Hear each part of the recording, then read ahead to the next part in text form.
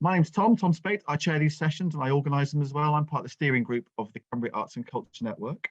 I'm just trying to think what else is going on. I was at a really nice little poetry session last night at Rydal Hall, where Kim Moore holds a thing called the Poetry Carousel every year, where she gets 4 poets to come on. About 30 or 40 people stay for a few nights. I just went down for the evening, heard some wonderful poetry being read out, and that was a really nice thing to do. And also, there's the Olympics, the Winter Olympics open today at 12 o'clock. I mean, controversial thing going on for some people, but no doubt we'll all suddenly get into curling for about 3 days. I once went curling at Lockerbie, which was a very exciting thing to do. If you've never been curling, I commend curling to you. It's a bit like chess on ice.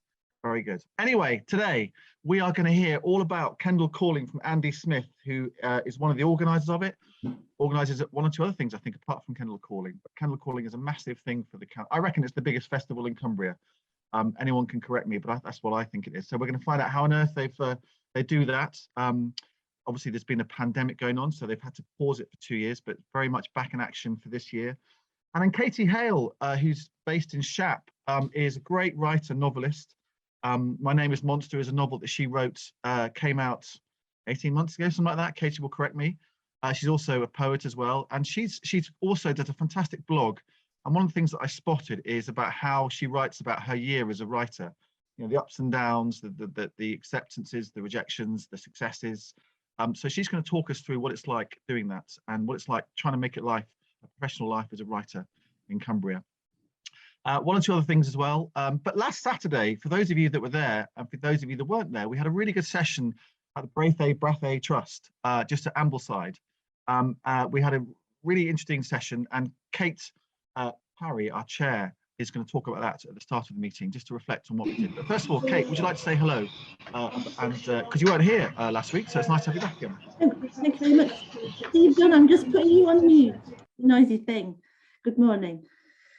Okay, yeah, so last Saturday we actually saw each other for the first time face to face. Not everybody, some people were there on Zoom. It was our first blended session, our first blended quarterly meeting. We went to Brathay Hall at the end of Windermere, and it was so good to see people in person and on the screen as well. And we're really grateful to Brathay for helping us do that for the first time.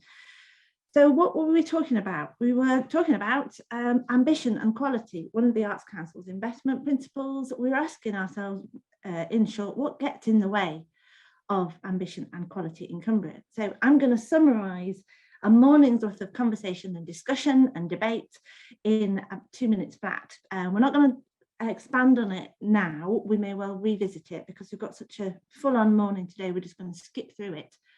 And perhaps you'll go away and think about it some more. So, okay, next one. Okay, so the things that we felt got in the way of ambition and quality in Cumbria, which is, by the way, not to say that there is neither ambition nor quality at the moment. Of course there is. It's about always building on that. Lack of confidence, inequity of representation. We had Janet Walker from Anti-Racist Cumbria there to talk to us. She did an amazing job. We also had Hazel Blears, former Cabinet Secretary, member of our steering group. She was amazing on issues of class and socioeconomics. And we also had Lindsay Jackson, who is Deputy Director of the Edinburgh Fringe, speaking to us.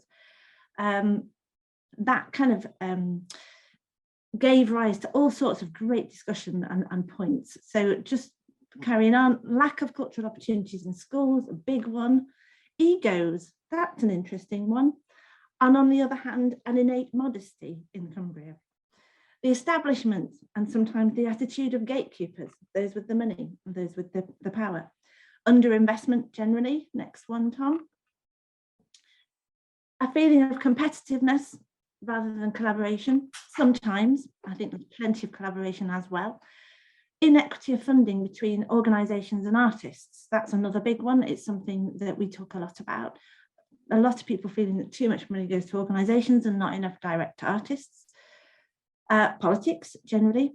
A sort of fragmented case for culture. Lack of funding to support and ensure failure to allow people to take risks. And a failure in schools and elsewhere to stretch the horizons of children and young people, all compounded by poor public transport. And the next, Tom, a really interesting one from Hale in particular, who thought there were too many communities who thought, well, it'll do for us, and that we should be doing a lot more to boost the confidence of communities to expect quality and to know what quality is. To believe, also to the belief that creativity doesn't lead to paid employment, too much of a STEM focus in school, and life gets in the way, frankly, the need to earn a living. All made worse by overcomplicated funding processes, and I'll vouch for that. So what can we do as a network? Obviously, individuals here can go away and think about that and do what they can by themselves. Organisations can work against, to counter them. But as a network, these are our initial conclusions. That is that we make more of a consistent case for culture, that we leave the door open for young people in everything that we do, and we create more opportunities. We lobby and support for there to be more funding direct to artists. We nurture this feeling, this culture of collaboration. We do what we can to drive a revolution in schools. We support your personal skills development. We work to change the relationship with the establishment, and crucially, we look at who is around our table in terms of who's deciding what ambition looks like from a sort of diversity perspective. So that is really where we got to. I hope people who were there had a good time. I certainly did. The feedback has been great, and we'll do more of this kind of blended approach in the future. So normally we would take questions at this point, but today we're actually going to carry on, and we'll pick up the discussion about ambition and quality in the future. Tom. Thank you, Kate. Great day. Thank you to Braithwaite for hosting us. And again, a recording of that meeting is on the website now if you wanted to flick through it, see some bits that you enjoyed, and find out what we talked about. But thank you for that summary, Kate. And certainly it's great to know that there's some actions and some ambitions that come out of that gathering. Right, by the way, if we've got time, I'm going to show you 30 seconds of a parrot carrying a GoPro. 30 seconds of a parrot carrying a GoPro. We'll see if we can squeeze that in before the end of the meeting, a bit of culture and art for Cumbria. It may not have been in Cumbria, but it's great, it's worth watching. Right, let's go to Kendal Calling.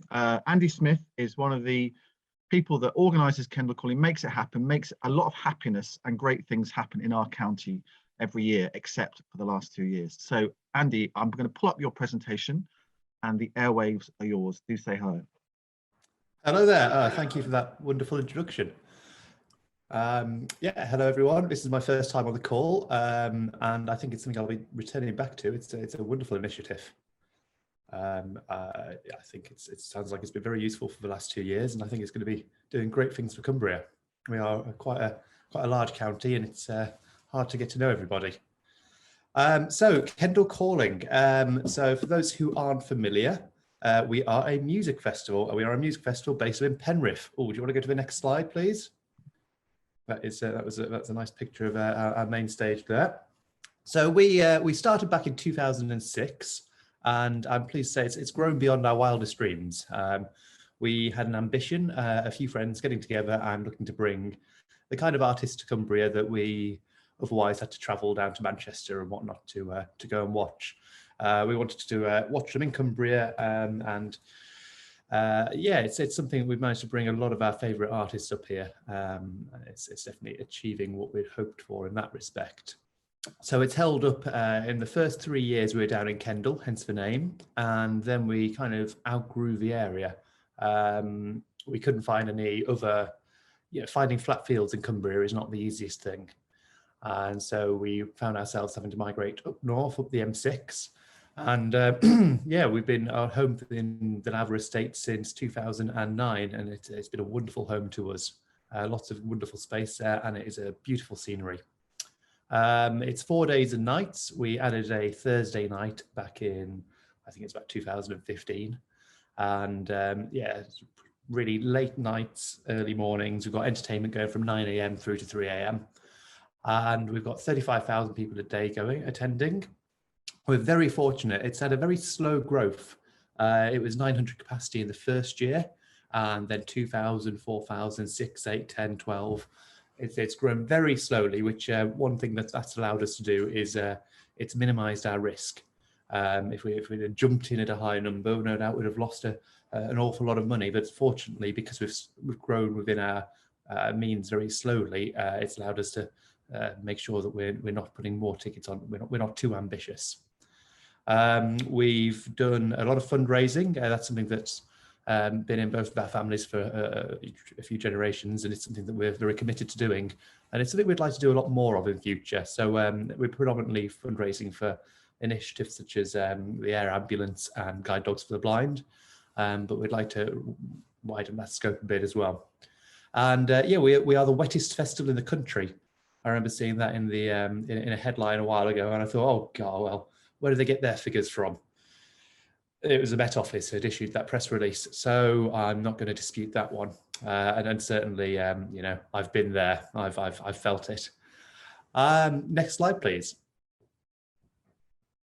So, what to expect at Kendal Calling? So, for the first few years, it was all about music. That was all that we had programmed. We've got 14 stages these days. I think we got a bit carried away there sometimes, but we've had a nice little rejig over lockdown, and we've really kind of worked out what each stage is for. We've got open air main stages, woodland glades, and big tops, little hidden dens, all sorts of different kind of musical areas.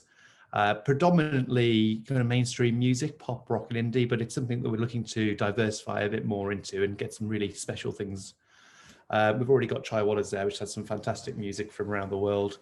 And yeah, you pop in there at 1 a.m. you just don't know what to expect, and it's a very exciting area because of that.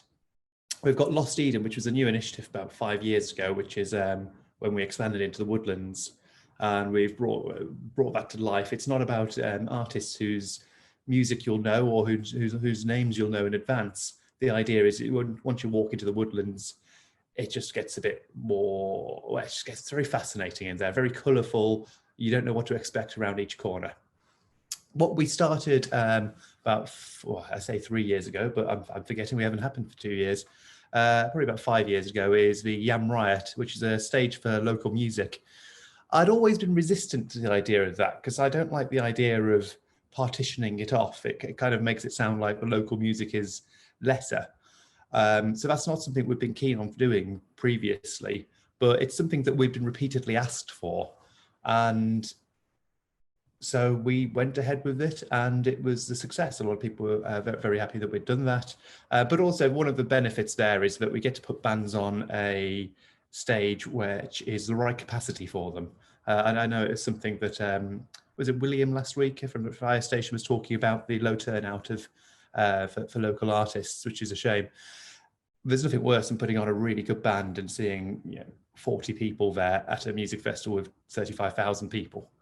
And they're playing in a sort of big top designed for 4,000 people, and there's only a very small audience. So we've got a nicely sized stage there, and that's worked really nicely. So that's something we're going to keep bringing back. We're also going to keep putting on local artists across all the other stages as well, opening the main stage and such.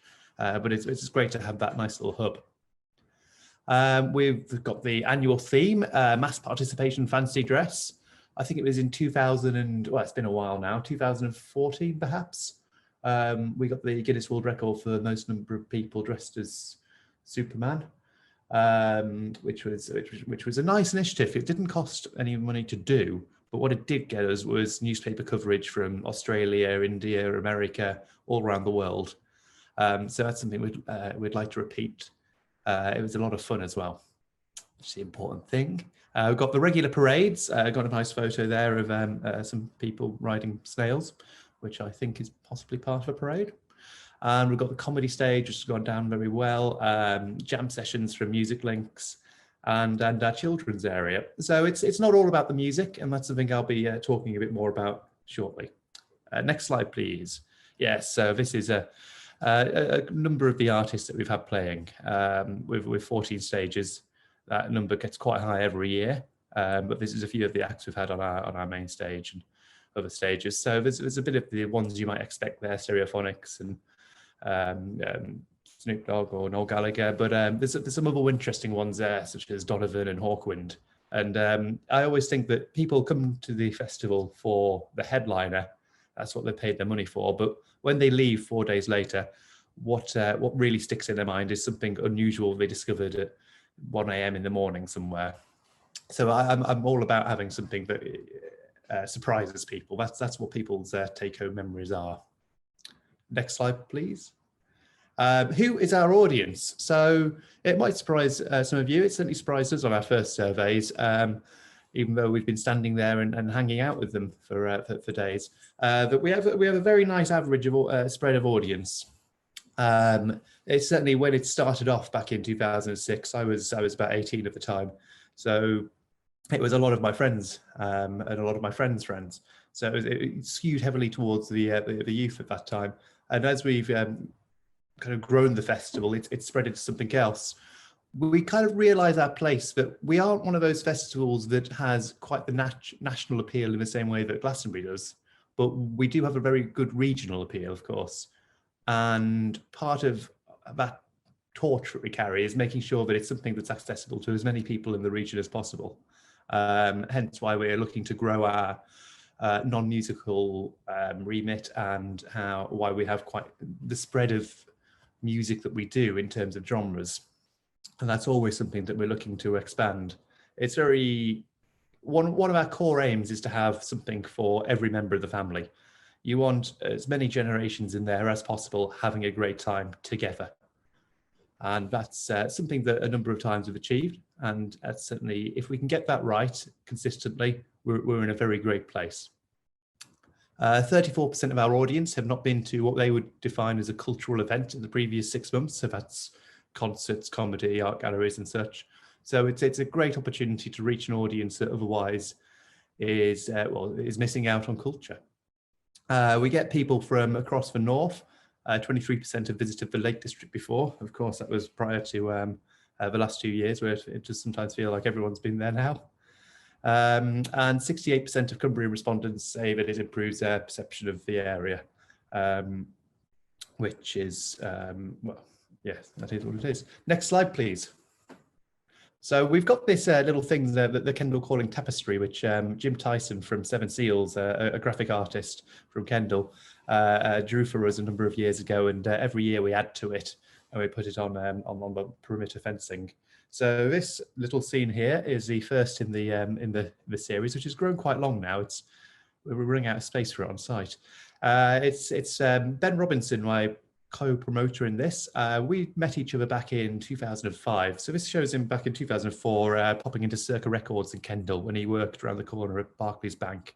And he got speaking to Jim Tyson there, and got speaking to him about local music, and got introduced to a guy called Andy Halsey from Music Links. Next slide, please. So Andy was looking for promoters in the area across Cumbria, because there was a new initiative by Generating North East, supported by the Arts Council, called Cumbria, which was an idea of getting a number of promoters from across Cumbria to start talking to each other and to swap bands with each other every month. The idea being that it's very hard for a band in Whitehaven to make it in Kendall, or to grow a fan base in Kendall, if no one's going to invite them down there to play, and vice versa. So if we have a promoter in Kendall putting on a good Kendall band and bringing bands down from Carlisle and Whitehaven, they'll grow their fan bases and then they'll get a gig in return. So it was a great initiative. It's definitely something that the county benefited from. The promoters in return got £50 a month, which, when you're doing concerts of 50 to 100 capacity back then, £50 was a great deal of money. You'd invariably lose a bit. And this would be the stuff that would stop you from asking yourself, why are you doing this? You're not doing it for the money, but you also don't want to be working 2 or 3 days a week just to pay for somebody else to come to a concert. So that £50 really kept us going, and was very helpful indeed. But also, not just for the bands, it was great for the promoters, because I'd lived in Arnside all my life, which is about 5 miles south of Kendall, and I'd never been to Whitehaven. I'd never been to Carlisle. So it was a great opportunity to go meet people from these areas, and share tips and just get talking to one another. And it's how I met Ben Robinson. Next slide, please. So I started out putting concerts on when I was in high school, secondary school, and I was in a band with my friends. There they are, Call of Duty on the left there. And I wasn't very good. I didn't really like the idea of learning how to read music or write music. So they promoted me to band manager. And my first job was to go and get these 15-year-olds a gig. Turns out no one really wants to give a load of 15-year-olds a gig, especially one of them can't really write music or read it. So I started putting the concerts on at local village halls, and eventually we started doing concerts at the Kendall Rugby Club. And then Andy Halsey from Cumbria got in touch with me and said, would you like to join this network? And yeah, then the next is history, as they say. Could we have the next slide, please? Yep, there we are. There is the inevitable meeting of minds. There's a few of the promoters there. We've got Jim Maudsley, who leads the Association of Independent Festivals, which was, and also Generator North East on the right there, having a nice beer. We had a few concerts in the Brewery Arts Centre, which was very helpful. That's when we'd really felt like we'd stepped up. It's all well and good doing things in the rugby club, but to go to somewhere with an actual PA system and all that really was a great feeling, and yeah, a massive step up, which gave us the confidence we needed to go and do more. So during this time, we were very ambitious. I knew what I wanted to do in life, which was put on concerts, as many as I could.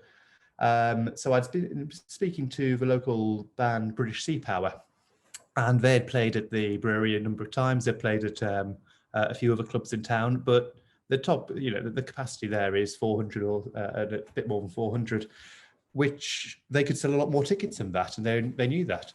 So they wanted to play a big homecoming show, and we said, well, we'll put a marquee up in town for you. Next slide, please. And here it is. That is the first ever Kendal Calling Festival in Abbott Hall Park in Kendal. It was a very small event. Well, yeah, a very small area anyway, 900 people. And we're very thankful to Imelda Winters-Lewis down at the South Lakeland District Council, who basically made it happen. Without her support and confidence in us, who'd never staged an outdoor event before, it would never have got off the ground. But she really went above and beyond, and when the police started saying, oh, I don't think that's a great idea, she sat down with them and us and said, right, let's make this happen. We've got a responsibility here to get this off the ground. Come on, people. And that she was absolutely wonderful in that respect. And yeah, the first festival happened, and then we very quickly realised, I think it was 9 AM on the morning of the show, that we had already kind of outgrown our area when we were doing the sound checks, and somebody popped on down from the apartments across the road and said, when is this going to turn off? Well, in about 2 days. We were right in the centre of town, and yeah, probably 40 foot away from the nearest residence. So the next year we moved out of town. Next slide, please. And moved to Great Farm around the corner. And that was great. We had 1 year there where it was 2,000 people and the place was empty. Sold out show, you're looking around saying, where is everybody? So the next year we doubled the capacity, and suddenly the place was completely full. And we'd quickly outgrown that area as well. And as I mentioned before, we spent many months looking around the area trying to find a location to have the festival. But yeah, good luck with that. So we ended up the M6 down at Lowther, which is an absolutely beautiful location. And that's been our home ever since. Next slide, please. And there is a nice picture of the festival. Yeah, there's a wonderful flight training centre in Carlisle that every time we ring it, they just send a plane down to take a few photos for us, which is wonderful. I've always asked them if they'd like some tickets or anything, and they always say, no, it's fine, which is very nice of them. It's very invaluable when it comes to planning and working out what usable area we have next time. Next slide, please. Right, so yes, I got a particularly sad photo for what has been a very difficult period for us. So we had the festival all planned to go in 2020. As many people did, we didn't see this coming at all. We didn't have any insurance for pandemics, and we'd paid a lot of suppliers and outlaid a lot of money on marketing and all the rest, which was all non-recoupable. So it's been very difficult time financially for us. We attempted to get Cultural Recovery Fund assistance, but failed twice at that. We had some great support from our local MP.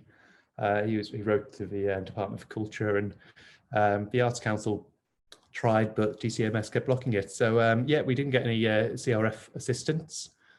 We've been a ratepayer for a number of years now, but we weren't allowed any business rates relief. So it's been very difficult. We haven't had any support there, financially speaking. So really, it's been a case of just taking out loans where possible, which for a music festival isn't really something that banks are willing to take a risk on, especially in this climate. We tried to do a fundraiser back in July 2020. We had Frank Turner and some other notable artists who were keen to come and play, Charlotte Church as well. So that was all ready to go, but we had to stop. It was going to be a socially distanced 500 capacity event, with each individual bubble sat on its own picnic table. But then the local council asked us to have one security guard for every 10 people. So that was quickly unviable. So we didn't go with that. So we really sat around for a long time thinking, you know, we're all very creative people. We absolutely love what we do. We love doing events. So we sat there as well. You know, it was a good 18 months of not doing anything. It was completely surreal for us. I'd been busy for ever since I left school. So yeah, it was a difficult time, as it was for many other people, for many of us. So we finally did come up with something, and yeah, next slide, please. We launched a light trail down in Cardiff's wonderful Bute Park. So we thought, let's leave the area and just go down there, and maybe it'll be easier. And yeah, that been a great success for us. No music apart from just the background music you have around the area. For those who aren't aware, a light trail is about 1.5 kilometers of light art. It runs from 4:30 through to 9 p.m. at night, and they're naturally socially distanced prior to the pandemic anyway, because it's naturally or more likely to be family groups coming to the event, and they all get their own allocated time to walk around it, and people walk around in their own bubbles. So it was a very nicely socially distanced event without feeling like it was enforced. So we had lots of wonderful art there. I think we spent about about $500,000 on lighting for it, which, as somebody who studied at Kendal College, lighting was an absolute dream to finally have free reign and not have to do what the artists told you to do, the musicians. So yeah, we did that. We were hoping to sell 90,000 tickets, and it ended up selling 155,000, which was absolutely incredible, blew us away, and has pretty much saved the business. Except then we got shut down at Christmas.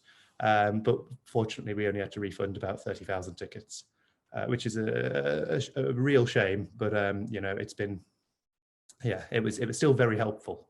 And what it has done to us is really show us what other things there are that we're capable of doing, and what the audiences love.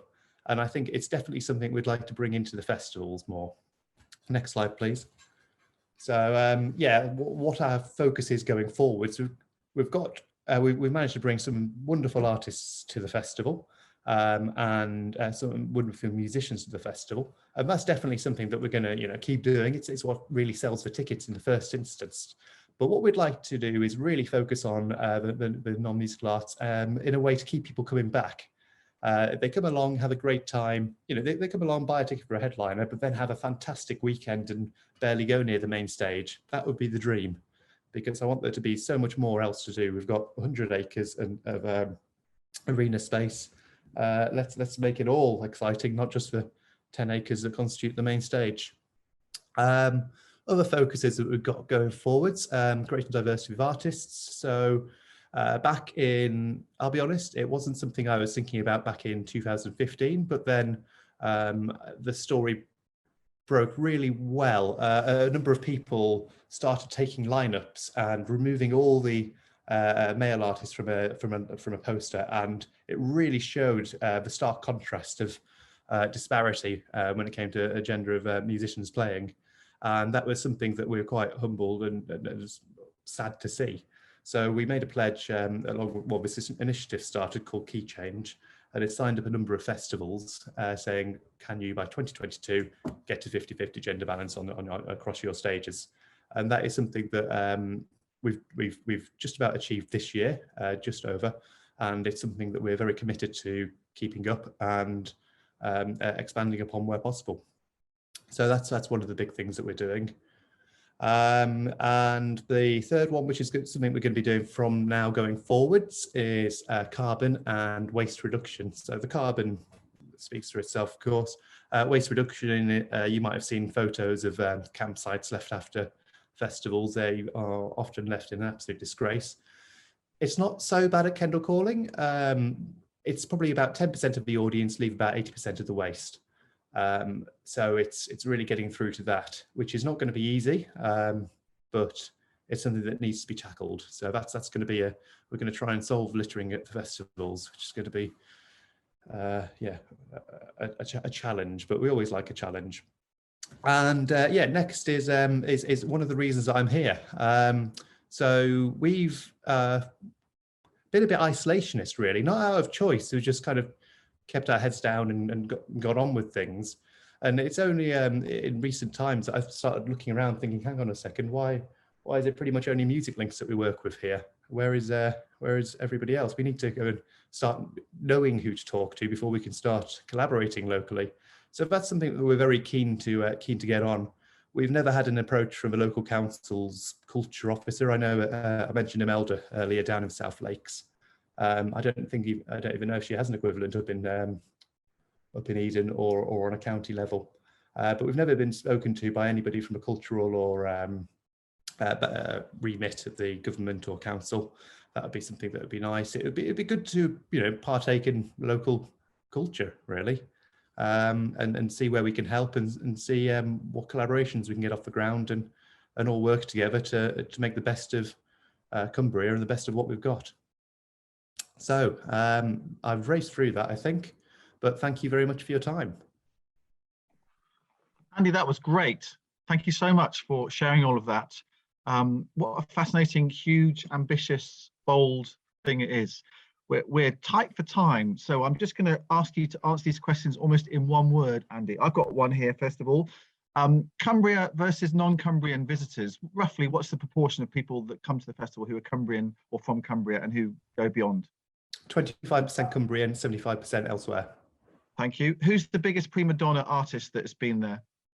Oh God, this is recorded, isn't it? All of them. Libertines. Say again? Libertines. We had to delay the launch 3 times after announcing the dates of the launch because they wanted their name first on the poster.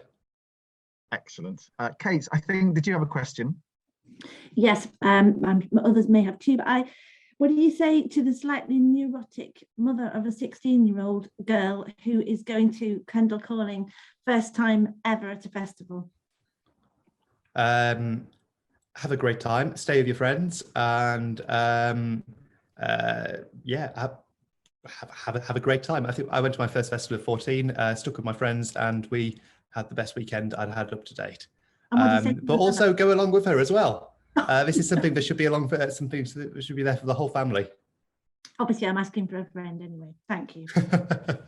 Anybody else with a quick question?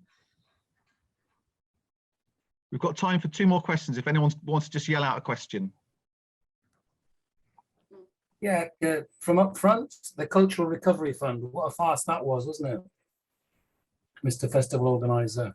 There were some all sorts of interesting clients, but not the ones who actually started from grassroots, built creative events, and have not been listened to. We don't fit any of the categories. I have lots of artists who can't receive any money because of their fees and so on. It seems catastrophic that in one sense, the government are promoting an all-inclusive, let's encourage all arts festivals, all venues, all that sort of stuff. Let's spread our NPO funding next time around, next year, to all sorts of organisations that are lower down the scale, that are smaller, that run by and yet, right, John. Cultural funding, recovery funding, really badly targeted, and back to the Arts Council to hand out. Tragedy. All right, John. Thank you for that comment. I'm not going to disagree with anything you've said there. And obviously, that's one for other authorities to take on board. Any other quick, Steve Dunn says he'd love to talk to you, Andy. Steve's based in Carlisle, you probably know him. He plays in the postcard band as well. Yes, absolutely. No, that would be a pleasure. Please put your contacts into Tom Salmon. If you're there, I don't know if you're there or not, but if you are and you wanted just to say hello, because I know Tom Salmon at Radio Cumbria does introducing, has helped to program some of the local bands. Tom, do you want to just give us 30 seconds on that?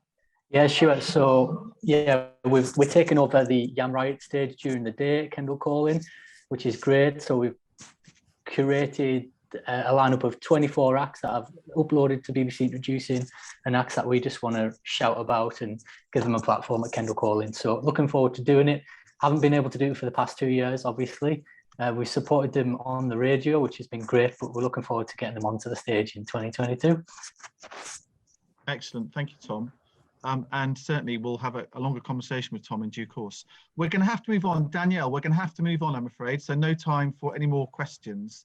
Andy, if you could put your contacts into chat, that would be great. Yep. Because I think your shout out to Better Links with Cultural Organisations in Cumbria will have been of interest to many ears on this call. And it's just great to have made contact with you and to know who to talk to. So good luck. Good luck with 2022. My son has had a ticket left over from 2 years ago. He can't wait to come along again. Had a great time when he went the last time it was on. And I hope it all goes well again. I hope the weather is fine as well. Well, there's some things we can't change, but thank you very much. It's been a pleasure talking as well. Thank you, Andy. Right, let's go to Shap, to Katie Hale, who is a great writer, novelist, poet, educationalist as well. And Katie is going to talk to us about her life as a writer. And she's got a few slides that she's going to share on her screen as well. So Katie, over to you. Thank you. Just going to share screen. I always feel like I have to announce, just in case it comes up with something. There's nothing rude on my computer, but you know, you always worry, don't you, that you're going to share something accidental. So my name is Katie. I'm a novelist and a poet and a number of other things as well, which is something I'm going to talk about a little bit over this coming little talk. Just for the purposes of accessibility, if anyone is having trouble seeing either because of visual access needs or just dodgy Cumbrian internet, I am a white woman in my 30s with long brown hair. I'm currently sitting in my front room with bookshelves behind me. There are some slides. If you are having trouble seeing the slides at any point, don't worry, because I'm going to talk through everything that's on them. So I'm going to talk a bit about my own writing life, about the kind of portfolio career, as it were, and move on at the end to a bit about coping with rejection. Obviously, you can see you've got my website and my Twitter handle are both on that slide. If you search my name, which is Katie Hale, they will both come up. So I'm going to start by talking about the kind of 5 aspects of my writing life. So I tend to divide my portfolio career into 5 bits of the portfolio. And the first one, the kind of the main one always, is writing. This is obviously the stuff that most people think of as the work that a writer does. It's this stuff, you know, it's the books, it's the commissions, it's all the ways that you earn money from actually creating words. So this is royalties and advances, so the money that you actually get for the physical books. It's also the money that the ALCS and PLR money. So this is money that you get when people borrow your books from a library, for example, or when people, when universities, if universities use your works as in teaching, you get a small amount as well as a writer. It's also commissions. So if you can see the slide, there's an image of someone pointing a camera at a woman who is acting to the camera. This was a project that happened during lockdown with Eden Arts. It's a project called Bella, and it was a piece of site-specific digital immersive theatre delivered through QR codes. I think it's still up around Penrith. You can still follow it. It's a trail of 10 mini performances. And so that was a commission. So that's a way that I've made my money through writing. Also publications in journals and prize money. So that's my sort of the main part of my portfolio career. It's kind of the focus, and everything else in some way feeds into that. Oh no, it's giving me a new slide. I don't want a new slide. Clearly technical prowess is not one of my aspects of my portfolio career. So the second thing is events, and I'm just going to run through these kind of 5 aspects and then talk about how I balance those a little bit at the end. So events, things like festivals and things like giving readings both online and in person. I did a great reading series for Stanza Poetry Festival during the pandemic, which was delivered over the phone. So it was a phone line that was manned during certain hours, and people would just ring up and you'd have a bit of a chat with them and read them a poem, which was really, really lovely, and had a sort of interactive element as well. So that was really nice.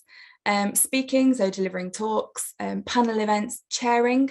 Chairing is something that I never used to do. It was one of my things that I decided during the pandemic I would put on events of my own and chair them to get chairing experience, to do that horrible corporate word of upskilling myself during the pandemic, so that it didn't feel like a wasted 3 weeks that turned into however many years we're going on now. And also things like TV and radio, so any media appearances. There's the question in the chat about how you receive PLR money for your writing. It's administered through the British Library. You just sign up. I think you have to pay a small fee, but it's a one-off fee, and that's usually covered by your first payment. And if you are a member of the Society of Authors, then you don't have that fee is waived. You get that as part of your membership. But you do have to register your books online for that. And if you just search PLR, register for PLR, it'll come up. So the other aspect, the third aspect, is facilitation. So I've included in that facilitation of workshops. So delivering workshops in schools, delivering them for adults, both online and in person. Also mentoring. I started doing one-to-one mentoring really during the pandemic. It's something I'd done on an informal basis for friends and in writing groups before, and that's something that I've professionalized and has been facilitated actually by the increased use of Zoom and not having to physically go and meet people in cafes, for example. But also facilitating creative projects, so the administrative work. So I did some work for Fell Foot Forward during the pandemic as well, where there was some facilitation of the actual project as well as delivering the creative workshops. So the kind of administrative side of that as well. So that all kind of comes into facilitation. The fourth aspect of my portfolio career is my favorite one, is when people pay you just to write. So this is grants to work on creative projects, so time to write. So things like the Arts Council's Developing Your Creative Practice grant. I was lucky enough to receive a grant from the Society of Authors, the Authors Foundation, to work on my novel, and also the Northern Writers Awards. They fund work in progress as well.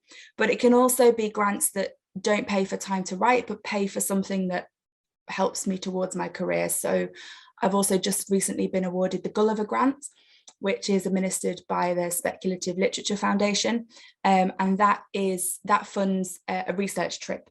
So I'm going to be going to Cambridge sometime in the next couple of months and spending a week at the Scott Polar Institute and Scott Polar Museum to research my second novel.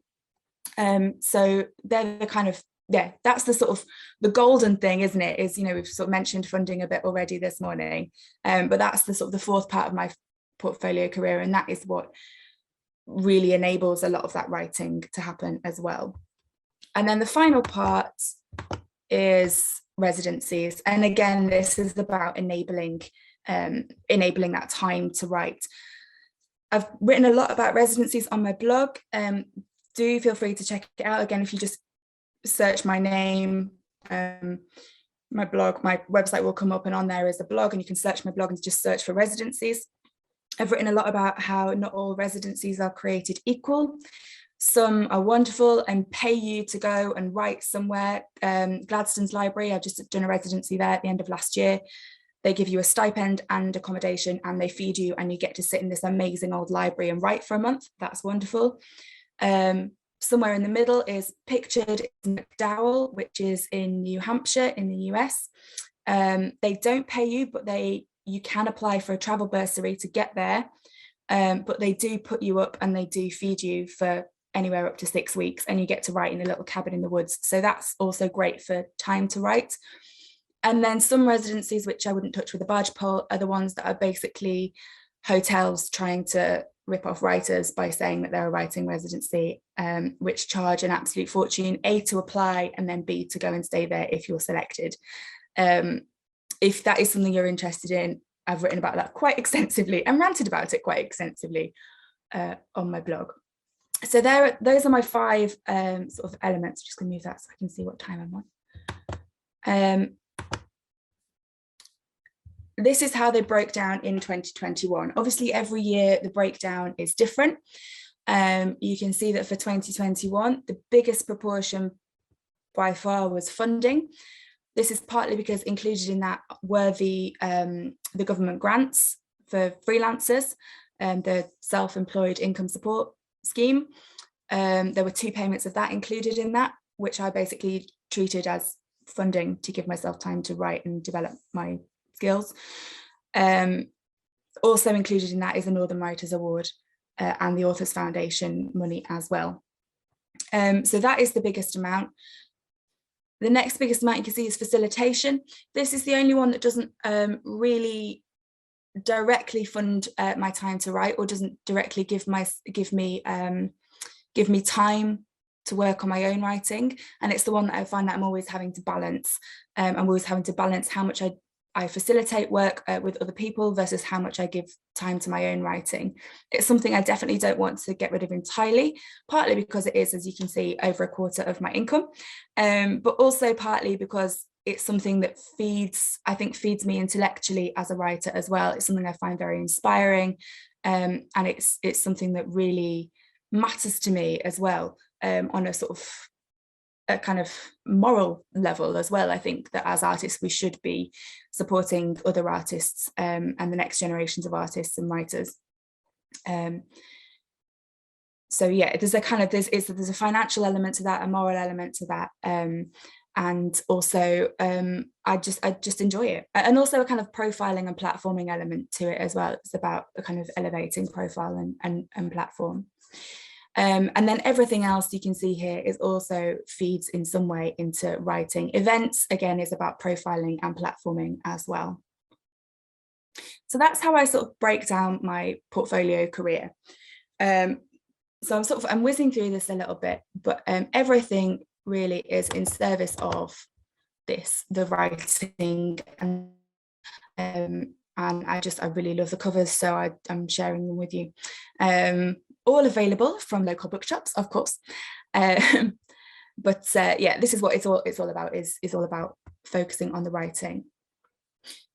So I do a breakdown of this every year on my blog. I publish these. I don't publish amounts, but I do publish proportions and percentages on my blog every year, because I believe that we need to be more open and more transparent about how artists earn their money. Again, you can find those on my blog. I'll pop the links in the chat at the end. And the other kind of breakdown that I do each year is about submissions and applications. I spend a lot of time applying for things. I think, like any freelancer, you spend a lot of time trying to get work. It's like constantly having to apply for your own job. This is just a sort of breakdown of, in 2021, I submitted and applied for 128 things. The majority of those, again, were about providing time or platform for my writing. So you can see there were 60 competitions and 53 submissions to journals and magazines. 3 were funding opportunities, so about paying for time for me to write, and 10 were residencies. So again, about getting myself that time to write. 2 of them were jobs. So obviously not all of them were about time to write. Some of it were for other reasons, for financial reasons, or for that kind of platforming reason, or just things that I thought would be really good to do. And then every year I also break those down. So into outright successes. So yes, you've won this competition, or we'd like to publish your poem or your short story. Outright no's, which is either thanks but no thanks, or even just never hearing back, which is another rant that I could have but will not at this time, but it's there always. And then 10 were long lists, so things where basically, well done, we're not going to publish your poem, but sort of we liked it, pat on the back. So it's a sort of a kind of affirmation, even if there's not a physical outcome to it, there's no money or there's no publication. And then a few, just 5, were partial successes, so things where you've not won the competition, but we are going to publish your poem. So there's some sort of, as well as the affirmation, there's some sort of outcome. Obviously that 63 outright no looks quite a lot, and it looks quite daunting, which is why I love a pie chart. Because even though you can see we've got this big Pac-Man shaped no of rejections, actually over a quarter, so 28% of those submissions of the ones that I heard back from by the end of the year were in some way positive. And so there is that kind of affirmation coming from over a quarter of things that I submitted last year. Now, in the past, I've been looking at, it's been 1 in 5 things have had some element of success. So having 1 in 4 has actually been a real boost for me, and being able to see that as a pie chart is really important. So I'm aware that it is 25 past, so I'm just going to whiz through the last 2 slides very quickly. So these are the 2 main ways that I deal with rejection. One is creating those graphs and pie charts to show myself that it's not as bad as it feels, and it's not as bad as it seems. And the other is I keep a spreadsheet of everything I submit to. And this is great because A, I'm very forgetful. And if I don't have something written down, I've no idea what I've submitted to or what I've sent into what. So the spreadsheet allows me to keep track of it. But also I just really like filling in the spreadsheet. It's like ticking something off a list. So when even if I get a rejection back, at least I get to type no and fill in one of the little boxes of the spreadsheet. So that's quite satisfying as well. So that's how I personally cope with rejection. And I just want to finish on a few other ways other writers that I know cope with rejection. So I've got a friend who has a bowl of chocolates or chocolate bars or something treaty, and every time she gets a rejection, she's allowed to take a chocolate from the chocolate bowl. I quite like that one. The same writer also wraps up presents for herself when she starts writing a book, and every 10,000 words she gets to unwrap one of the presents, so be it like a bottle of wine or a bath bomb or something. I quite like the treat incentive. Another thing that's been going around that gets occasionally slated but can work for some people is aiming for a certain number of rejections a month or a year. The one that usually does the rounds is 100 rejections a year. Now, you're never actually expected to meet that, but it does mean that every time you get a rejection, you're like, oh, great, that's another one that I can put on the tally. There is a writer, I think it's Stephen King, who in the old days of paper rejections through the post used to use them to paper the downstairs loo, because that was what he thought of the people who rejected his work. I don't know if I'd want to be looking at my rejections every time I use the necessary, but that is a strategy that obviously worked for him. There's a children's writer called Rashmi Sadish Pandey, who every time someone says or tweets or writes something nice about her work, she prints it out or writes it down and sticks it in a notebook. And then every time she feels down about her work, she can look through that notebook, which I think is a great idea. I've just never been organised enough to do it. Aki Schiltz, who runs the literary consultancy, talks about not using the word rejection, but using the word pass. So someone hasn't rejected your work, they've just passed on your work, which I think puts the agency more with the writer rather than with the editor or the agent or whoever is passing or rejecting the work. And the last one is to have that strategy for submitting applications, which is what I've sort of been talking about the whole talk, is this thing of working out actually where you're going to focus your submissions and your applications, not look at things that are time heavy.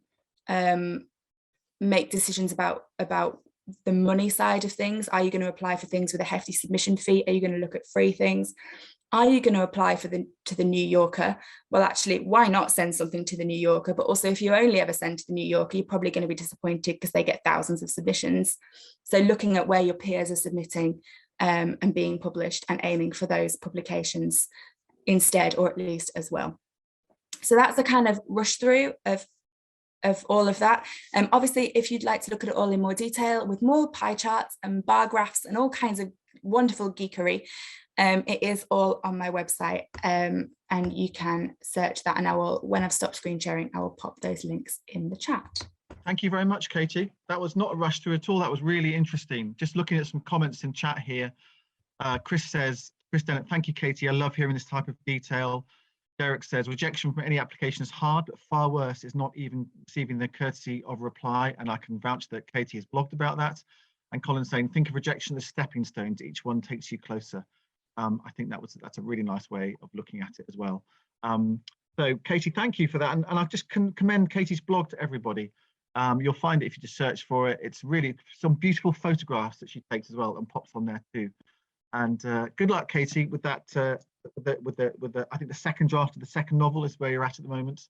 And thank you for sharing all of your insights into the life of a writer with us this morning. Fantastic. Right, we're coming towards 10:30. Kate, I think you just wanted to mention something about Cumbria 30. Is that right? Yes. So Cumbria 30 is a new legacy programme run by Common Purpose. It is funded by a number of different organisations, including the Arts Council, University of Cumbria, Carlisle City Council and Cumbria County Council. Basically, do you know any 18 to 25-year-olds? Because if you do, they might want to be part of this. Cumbria 30 brings together 18 to 25-year-olds across Cumbria to address this challenge. How can we act together to transform Cumbria into a cleaner, greener place for all?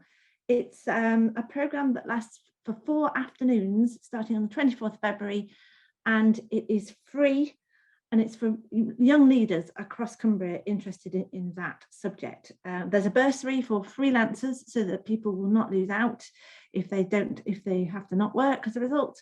But we're going to put the details in chat, so please pass that on to anybody you know between the age of 18 and 25. Thank you, Tom. Thank you, Kate. Right, 2 final things for me to share before we finish. Stuart Armstrong, if you'd like to just come off mute and just tell us about the crowdfunder that you mentioned last week. I just want to share the page. Off you go, Stuart. Morning, everyone. Thank you again for having us speak last week on the call. The crowdfunder for our new film, Corpse Road, which I mentioned last week, is now live. And we're looking to raise £1,500 to produce the film in the springtime. So we'd really appreciate any support you can give us, sharing with friends and family and anyone you think might be interested, so we can get this project off the ground. Thank you very much.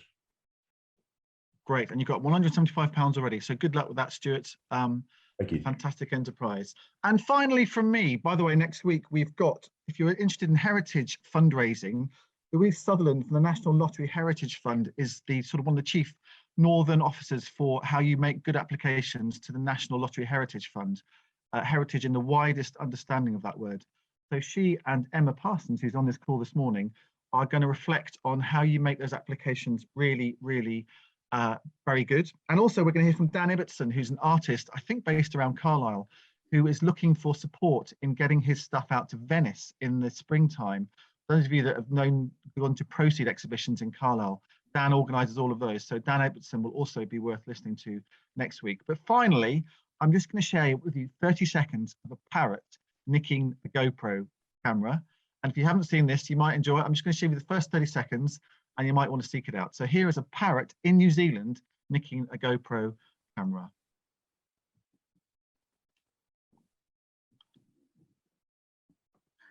Wait for it.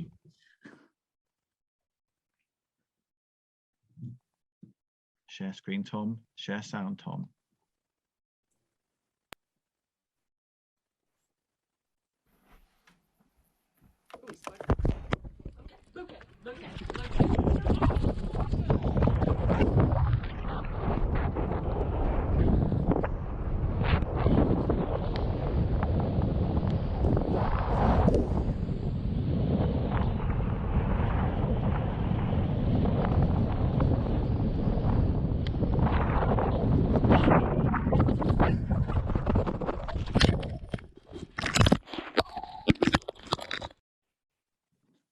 I will pause it there, but all I will say is then attacks the GoPro camera. Do they get the GoPro camera back? That's for you to find out. Have a great week, everybody. Thank you very much to Andy from Kendal Calling, to Katie from Near Shap, who is a writer, a great writer, and everybody else's contributions this morning. It's been a busy one, and we'll see you again next Friday with some more good stuff for the cultural and arts sector in Cumbria. Have a good weekend, everybody.